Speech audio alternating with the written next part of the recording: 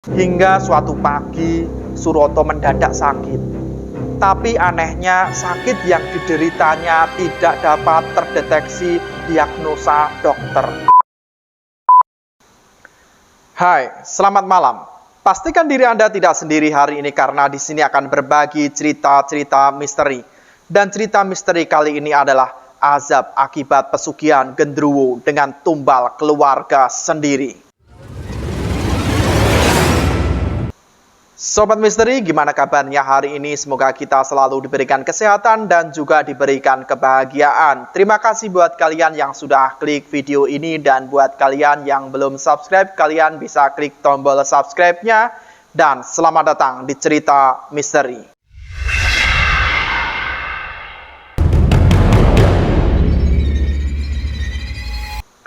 Sobat Misteri, diduga lalai dalam memberikan sesaji dan melanggar pantangan, sosok genderuwo akhirnya menyerang pelaku pesugihan.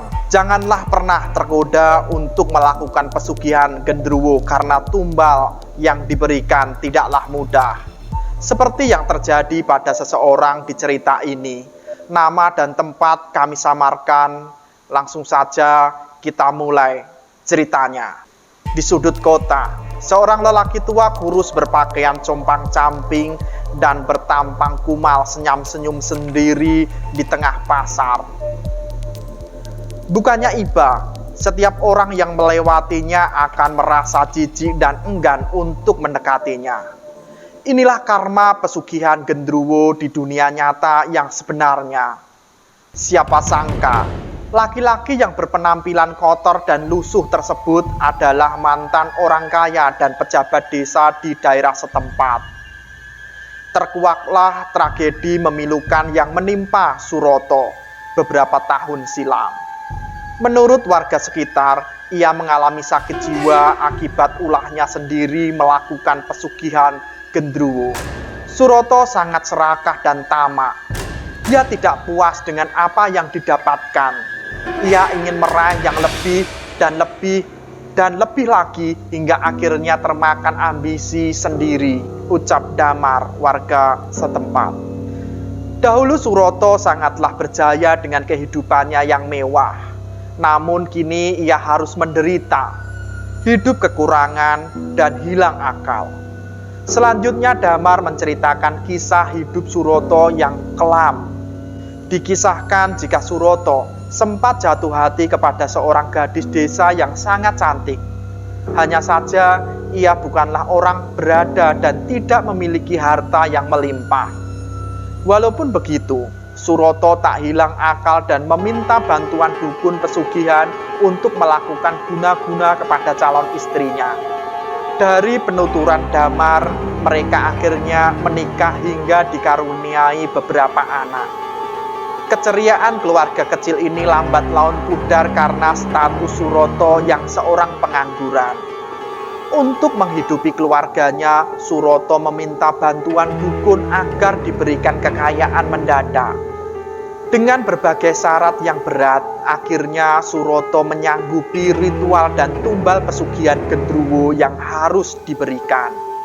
Dukun mengingatkan Suroto untuk tidak membuat genderuwo tersebut kecewa dan harus rutin memberikan tumbal serta sesajen. Jika tidak, akibat buruk akan diterima dirinya. Setelah melakukan ritual dan tiba di kampung halaman, Suroto mendapat kabar jika ayahnya meninggal dunia. Hal ini dianggap wajar karena kepergian orang tuanya adalah bentuk tumbal pesugihan. Setelah tumbal pertama, kehidupan Suroto dan keluarganya berubah drastis dan kini menjadi orang terkaya di kampungnya. Damar beserta tetangga lain sempat ragu dengan kekayaan Suroto yang didapat dengan cara yang tidak wajar. Beberapa warga juga mendapati sosok genderuwo yang dengan tubuh yang besar selalu berdiri di belakang rumah Suroto. Tetapi tidak ada bukti yang cukup untuk menuduhnya. Dugaan melakukan pesugihan kian terasa.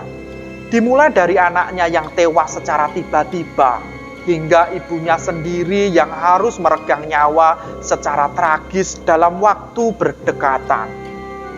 Setelah mendapatkan istri yang cantik dan kekayaan, kini Suroto berniat mendapatkan jabatan di desa tempat tinggalnya.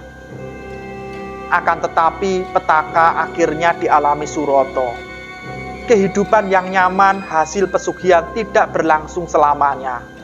Kenikmatan hidup yang dimilikinya kini berubah 180 derajat. Dia tidak lagi memberikan sesajen, tumbal, dan beberapa pantangan juga dilanggarnya. Hingga suatu pagi, Suroto mendadak sakit. Tapi anehnya, sakit yang dideritanya tidak dapat terdeteksi diagnosa dokter. Obat-obatan yang diberikan pun tidak mampu meredam rasa sakit yang mendera tubuhnya. Suroto seolah panas dibakar api dan perih, terasa seperti ditusuk-tusuk duri tajam. Mungkin itulah bentuk siksaan dari kekuatan gaib yang marah pada dirinya. Sementara itu, kedok Suroto yang memakai pesugihan telah diketahui warga desa. Tak pelak lagi, hal ini menimbulkan kemarahan masyarakat. Kejatuhannya sebagai kepala desa tinggal menunggu waktu. Satu persatu usahanya bangkrut dan hartanya harus habis akibat pengobatan yang dialaminya. Beruntung ada kiai yang mau mengobatinya, tetapi Suroto tidak dapat sembuh sepenuhnya. Dia berubah tidak waras dan hilang akal. Inilah azab yang diberikan akibat melakukan pesugihan. Sobat Misteri, lagi-lagi pelaku pesugihan berakhir tragis. Berniat bahagia dan kaya secara instan namun malah mengorbankan keluarga dan diri sendiri.